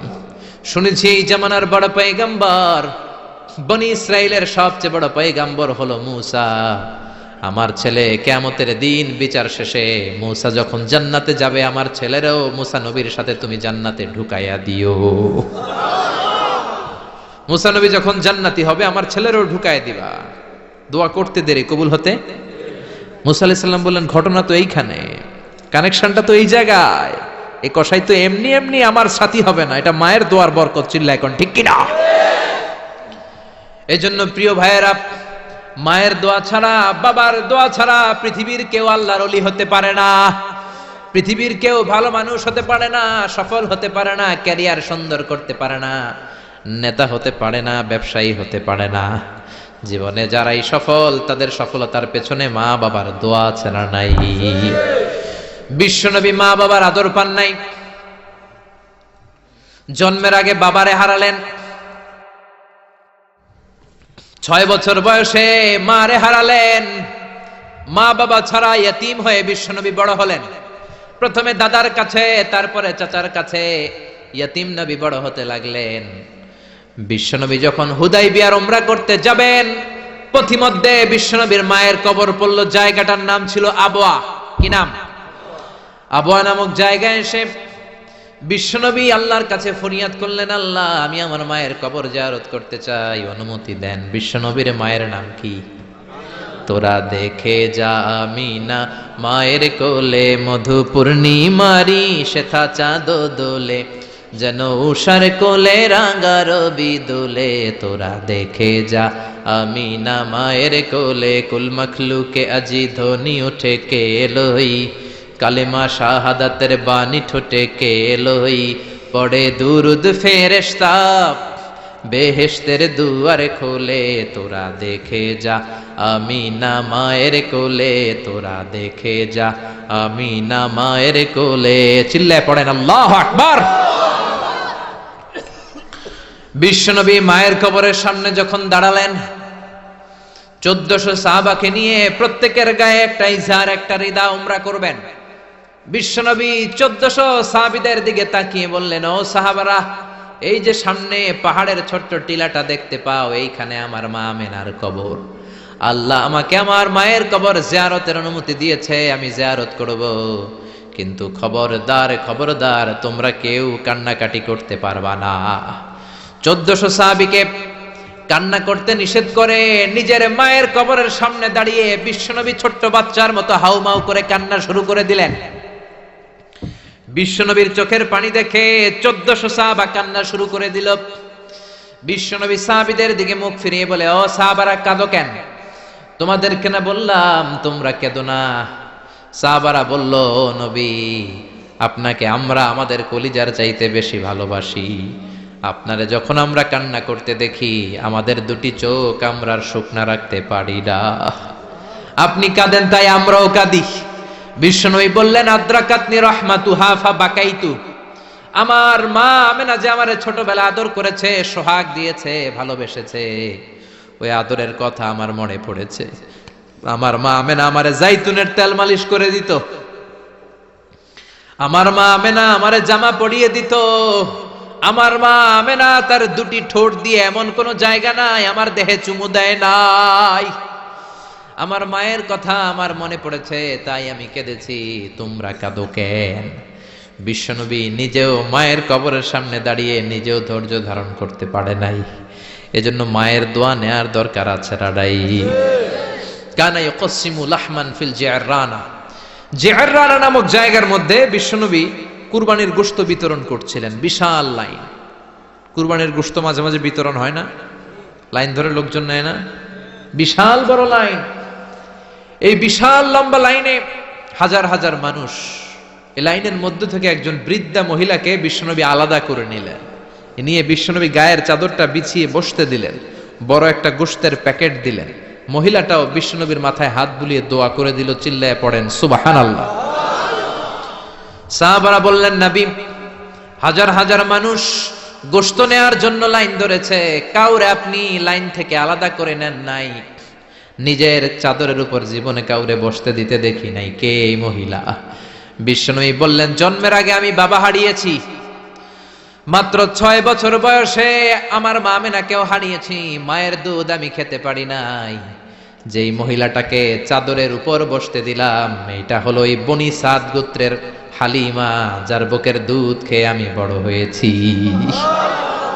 হালিমাতু সাদিয়া, যার বুকের দুধ খেয়ে আজকের এই তরতাজা নবী আমি মুহাম্মদ।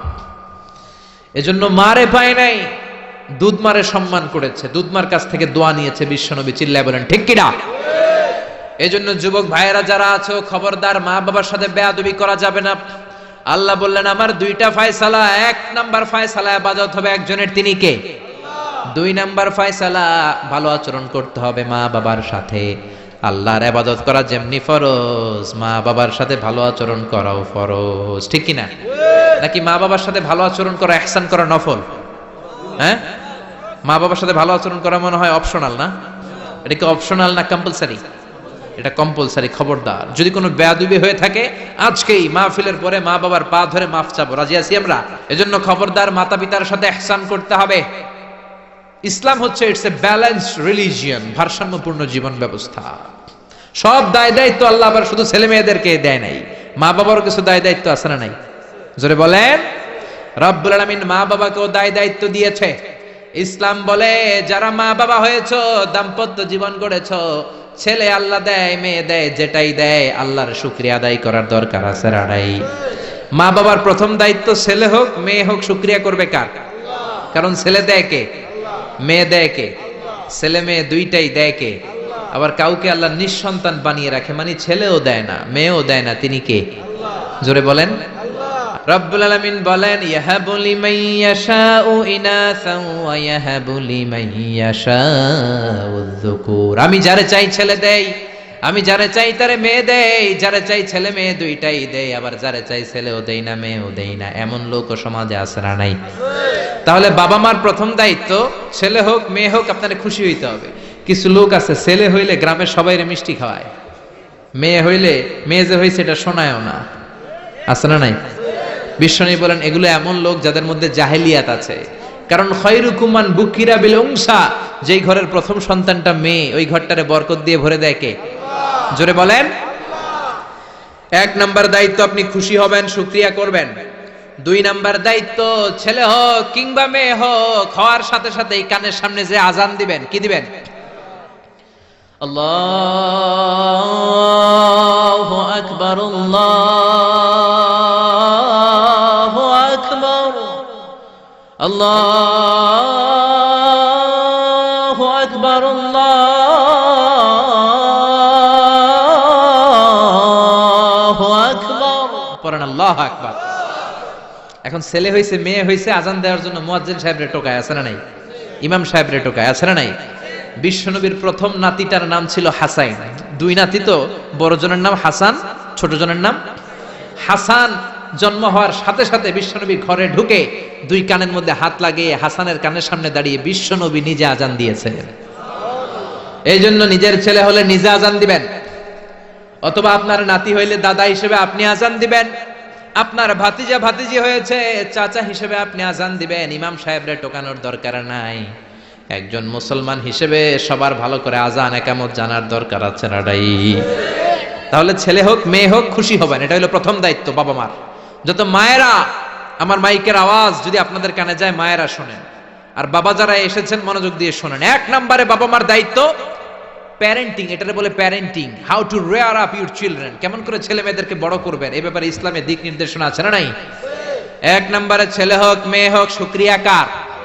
দুই নম্বরে ছেলে হওয়ার সাথে সাথে মেয়ে হওয়ার সাথে সাথে আজানের দরকার আছে না নাই? তিন নম্বরে সপ্তম দিনে ছেলে হোক মেয়ে হোক আকিকা দিবেন। ছেলে হলে দুইটা ছাগল, মেয়ে হলে একটা ছাগল, সপ্তম দিনে দিবেন। কততম দিনে? অনেকে কুরবানির সাথে দেয়, কুরবানির সাথে নয়, সপ্তম দিনে দিবেন। এখন দিতে পারেন নাই, পরে কুরবানির সাথে বন্ধ সময় দেন, ওটা আলাদা কথা, কিন্তু দেন নিয়ম হচ্ছে, সুন্নাহ হচ্ছে সপ্তম দিন। কততম দিন? বিশ্বনবী বললেন কুল্লু গুলামিন রাহিনাতুন বিআকিকা তুযবাহু আনহু ইয়াওমা সাবিহি, প্রত্যেক বাচ্চাকে আকিকা দিতে হয় তার সপ্তম দিনে। তারপরে ইউসাম্মা ফিহি, সপ্তম দিনে তার একটা নাম রাখতে হয়। তারপরে ইহলাকু রাসুহু, তার মাথা কামিয়ে ফেলতে হয়। ছোট ছোট চুল থাকে না, নিউ বর্ন বেবি, নতুন বাচ্চার মাথায় হালকা হালকা পাতলা চুল থাকে, এগুলোকে আপনি হলক করে দিবেন, শেভ করে দিবেন। তাহলে সপ্তম দিনে তিন কাজ। এক নম্বরে আকিকা, এক নম্বরে কি? সবাই বলেন। এক নম্বরে দুই নম্বরের নাম রাখা, দুই নম্বরে কি? কি নাম রাখবেন? Brush fire. এক ভাতিজার বাড়িতে নাকি চাচা আসছে বেড়াইতে, তো ভাতিজা আপ্যায়ন করাইতেছে। চাচা কয় কতদিন পরে তোমার সাথে দেখা, তোমার ছেলে হইছে একটা মেয়ে হইছে একটা, আমি তো চিনি না, ডাক দাও না। ডাক দিছে ব্রাশ ফায়ার। চাচা মনে করছে আসল ব্রাশ ফায়ার, এটা মনে করে চাচা দিছে দৌড়। ভাতিজাও চাচারে ধরার জন্য দৌড়, চাচাও দৌড়ায় ভাতিজাও দৌড়ায়। চাচা কয় ভাতিজা বয়স আমার 70-80, তুই আমার ব্রাশ ফায়ার করিস না। ভাতিজা বলে চাচা এটা ওই ব্রাশ ফায়ার না, আমার ছেলের নাম ব্রাশ, মেয়ের নাম ফায়ার। তো এই ব্রাশ ফায়ার, এই জাতীয় নাম রাখবেন। আহাব্বুল আসমা ইলাল্লাহ আব্দুল্লাহ আব্দুর রহমান, আল্লাহর কাছে সবচেয়ে প্রিয় নাম আব্দুল্লাহ আব্দুর রহমান, এগুলো রাখবেন।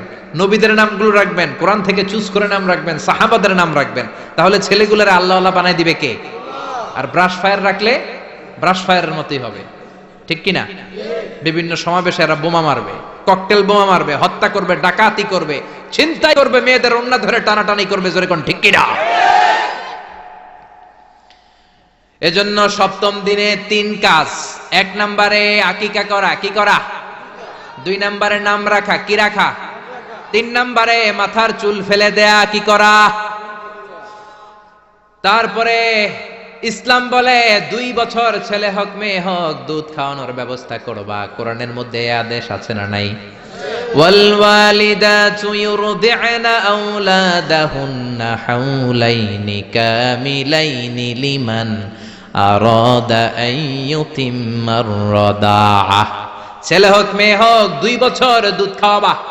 অনেক মা আছে দুধ খাওয়ায় না, ফিডার খাওয়ায়, বডি ফিটনেস নষ্ট হয়ে যাবে, এরকম মা আছে না নাই? দুধ খাওয়াতে চায় না, ফিডার খাওয়ায়, ল্যাকটোজেন খাওয়ায়, সিরেলাক খাওয়ায়, ডানু খাওয়ায়। ডানু কি খাওয়ায়? তো এই জন্যই তো পোলায় তোমার বৃদ্ধাশ্রমে দিয়ে আসে। ওই যে দুধ খাওয়ায় না, যে তুমি ছোটবেলায় কষ্ট তো সহ্য করেন না, আপনার বৃদ্ধাশ্রমে দিবে না তো কোথায় দিবে? মায়ের যে শাল দুধটা, বাচ্চা জন্ম নেওয়ার পরে যে শাল দুধটা আসে, এটার মধ্যে যে কত ধরনের পুষ্টিগুণ আছে, ফুল অফ নিউট্রিশন, খুব উন্নত মানের রিচ নিউট্রিশন দিয়ে আল্লাহ এটাকে তৈরি করেছে। আপনার বিভিন্ন ধরনের রোগের প্রতিষেধক ভ্যাকসিন আল্লাহ এটার ভিতরে ঢুকিয়ে দিয়েছে। এটা যে খায় না, তার মেধা শক্তি খুব দুর্বল, তার কোনো মেধাই নাই, মনে রাখতে পারে না কিছু, সব ভুলে যায়। আমি আমার মায়ের দুধ খাইছি মাত্র 2.5 মাস, এজন্য আমি কিচ্ছু মনে রাখতে পারি না, সব ভুলে যাই। বাস্তব কথা। আপনি মায়ের দুধ যদি কেউ 2 বছর খায়, টানা 2 বছর খেতে পারলে তার মেধা হবে প্রচন্ড মেধা। এই ছেলে ইনফেরিয়রিটি কমপ্লেক্সে ভুগবে না, ইনসেফটিতে ভুগবে না। অনেক মায়েরা অসুস্থ হয়ে যায়, এজন্য খাওয়াতে পারে না, সেটা ভিন্ন ব্যাপার। আমিও খেতে পারিনি অসুস্থ হওয়ার কারণে, কিন্তু ছেলে অসুস্থ, মেয়ে অসুস্থ, মা অসুস্থ, 2 বছর আপনি দুধ খাওয়াবেন, ঠিক কিনা? যদি দুধ না খাওয়ান তাহলে ছেলে মেয়ের হক নষ্ট করলেন। অনেক মা খাওয়াতে চায় না, আছে না নাই? যারা বলেন আছে না নাই? কিন্তু অসুস্থতার কারণে যদি কেউ না খাওয়ায় সেটা ভিন্ন ব্যাপার। এজন্য প্রথম দায়িত্ব হলো শুকরিয়া করবেন আল্লাহর, ছেলে হোক মেয়ে হোক। এরপরে জন্ম নিলে আজান দিবেন, জন্মের 7ম দিনে আকিকা দিবেন, সুন্দর একটা নাম রাখবেন, মাথার চুল ফেলে দিবেন, তারপর 2 বছর দুধ খাওয়াবেন। এরপর ছেলে যখন আব্বু আব্বু বলে, আম্মু আম্মু বলে, হাঁটতে শিখে একটু বড় হয়েছে, সবার আগে ছেলেরে শিখাবেন কোরআন। কি শিখাবেন? কি শিখাবেন? সবার আগে কোরআন, পরে অন্য জ্ঞান। Teach your children the Holi Quran. The Holi Quran will teach your children everything. আপনি আপনার ছেলেরে কোরআন শিখান, কোরআন আপনার ছেলেরে গোটা বিশ্বটা শিখাই দিবে। সুবহানাল্লাহ কইতে মন চায় না? এজন্য একটু বড় হলেই ছেলে মেয়েরে কি শিখাবেন? আপনি ছেলে মেয়েরে সব কিছু শিখাইলেন, কোরআনটাই শিখান নাই, তার মানে আপনি কিছুই শিখান নাই, ঠিক কি না? এরপরে ছেলে মেয়েদেরকে সময় দিবেন, তাদেরকে নিয়ে ঘুরতে যাবেন, ভালোবাসবেন। বিশ্বনবী হাসান আর হুসাইনকে আদর করতে লাগলেন। হাসানকে কোলে নেয়, হুসাইন ওঠে, আবার হুসাইনকে নিলে হাসান নামে। বিশ্বনবীর সামনে দাঁড়িয়ে রইল আকরা ইবনে হাবিস আত-তামিমি নামে সাহাবী। বিশ্বনবীর নানা নাতির এই আদর ভালোবাসা দেখে আকরা বলে, ও নবী, আমাকে আল্লাহ 10টা সন্তান দিয়েছে, একটা সন্তানকেও কোনোদিন আমি চুমা দেই নাই। বিশ্বনবী বললেন, বলো কি? মানলা ইয়ারহাম লা ইউরহাম। যে কারোর উপর দয়া দেখায় না, আল্লাহও তার উপর দয়া দেখায় না। যে কাউরে ভালোবাসে না, আল্লাহও তার ভালোবাসে না। যে ছোটদের আদর করে না, সে আল্লাহর দয়া পায় না। চিল্লা এখন ঠিক কি না? এজন্য ছেলে মেয়েদেরকে সময় দিবেন। আধুনিক কিছু ফ্যামিলিতে যে সমস্যা, বাবা মা 2 জন চাকরি করে, বাবাও সকালে বের হয়ে যায়, মাও বের হয়ে যায়। যখন বের হয় তখন ছেলে মেয়ে ঘুমায়, আবার রাতে যখন ফিরে তখনও ঘুমায়। শুক্রবার ছাড়া ছেলে আর বাবার সাথে দেখাই হয় না। তো ছেলে মেয়ে মানুষ হয় কাজের মেয়ের কাছে। কার কাছে? কাজের মেয়ের কাছে। যদি আপনার ছেলে মেয়ে মানুষ হয়, এই ছেলে মেয়েগুলো কাজের মেয়ের চরিত্র নিয়ে বড় হবে, কাজের মেয়ের আচরণ নিয়েই বড় হবে। আপনার আচরণ, আপনার মধ্যে যে ভাব গাম্ভীর্য, ভদ্রতা, সুন্দর কথা বলার স্টাইল, এগুলো আপনার ছেলে মেয়েরা শিখবে না। চিৎকার করে বলেন ঠিক কিনা? এরপর ইসলাম বলে, ছেলের বয়স যখন 7 হয়, ছেলে মেয়ে যখন 7 বছরে পৌঁছে, নামাজের আদেশ দেওয়ার দরকার আছে না নাই? মুরু সিবিয়ানাকুম বিসসালাতি ওয়া হুম 7 সিনিন। ছেলে মেয়ের বয়স যখন 7, নামাজের আদেশ দাও। যখন 10, ধমকায়া হলেও, শাসন করে হলেও নামাজে নিবা। অনেকে আদরের ছেলে ফজরের সময় ডাকতে পারে না, হুজুর অনেক আদরের ছেলে তো ফজরের সময় ডাকি না, ঘুমায় আছে, ছেলেটার ঘুম ভাঙবে। আমার ছেলে 10টায় ওঠে, 11টায় ওঠে, আদরের ছেলে। তো সকালবেলা যদি ঘরে আগুন লাগে তখন কি করবেন? ঘরে যদি ভূমিকম্প হয় কি করবেন? তখন ডাকবেন না? তো দুনিয়ার আগুন থেকে বাঁচানোর জন্য যদি ছেলেরা ডাকেন, জাহান্নামের আগুন থেকে বাঁচানোর জন্য আপনার কলিজার টুকরাটারে নামাজের জন্য ডাকার দরকার আছে না নাই? এরপরে বিশ্বনবী বললেন, ইযা বালাগাল আওলাদু 10 সিনিন ফাররিকু বাইনাহুম ফিল মাদাজি। জরুরি মাসালা জেনে নেন, কান দুইটা খরগোশের মতো খাড়া করেন। বিশ্বনবী বললেন, ছেলে কিংবা মেয়ে বয়স যখন 10 হয় বিছানা আলাদা করে দাও। ছেলে মেয়ের বয়স 10 হয়ে গেলে বাবা মেয়ের সাথে এক খাটে ঘুমাতে পারবে না। ছেলে মেয়েদের বয়স যখন 10 হয়ে যায়, মেয়ে বাবার সাথে ঘুমাতে পারবে না, ছেলের সাথে মা ঘুমাবে না, ভাই আর বোন এক বিছানায় শোবে না, ঠিক কি না? দুই ভাই এদের বিছানাও যদি আলাদা করে দেয়া যায় সেটাও ভালো। এগুলো আমরা অনেক ফ্যামিলিতে মেনটেন করি না, এজন্য ঝামেলা আছে না নাই? আবার বিশ্বনবী বললেন, আল্লিমু আওলাদাকুম আস-সিবাহা ওয়ার রিমায়া ওয়া রুকুবাল খাইল। ছেলে মেয়েদেরকে সাঁতার শিখাও, তীর মারা শিখাও, ঘোড়ায় চলা শিখাও। সাঁতার শিখাতে বলেছে বিশ্বনবী, সুবহানাল্লাহ। ছেলেরে হাঁটা শিখায় বাবা, আব্বু হাঁটো হাঁটো হাঁটো, তুমি হাঁটো, তুমি আমার আব্বু হাঁটো। তো জমিনে হাঁটা শিখাইলেন, পোলা যদি পানিতে পড়ে তখন হাঁটাহাঁটি যাইব কই? পানিতে হাঁটা যায়? পানিতে কি করতে হয়? সাঁতার। তো এটা শেখাইতে হবে না? বিশ্বনবী বললেন, আল্লিমু আওলাদাকুম আস-সিবাহা, ছেলে মেয়েদেরকে সাঁতার শিখাও। 2 নম্বরে বললেন, আর রিমায়া। রিমায়া মানে তীরন্দাজ বাহিনী বানাও, তীর মারো। ইমাম মাহেদী আসলে জেহাদের ময়দানে শরীক হওয়ার দরকার আছে না নাই? তো এখন তো তীর মারামারি নেই, কি শিখাবেন? আত্মরক্ষার কৌশল শিখাবেন। কেমন করে প্রতিকূল পরিবেশে বেঁচে থাকতে হয়, সমাজের এই সংগ্রামে কেমন করে টিকে থাকতে হয়। ছেলে মেয়েরে কখনো ননির পুতুল করে গড়ে তুলবেন না, কষ্ট সহিষ্ণু করে গড়ে তুলবেন। আপনি বেঁচে থাকতেই একটু কষ্ট করে করে শিখান, তাহলে তার ক্যারিয়ারটারে ব্রাইট করে দিবে কে?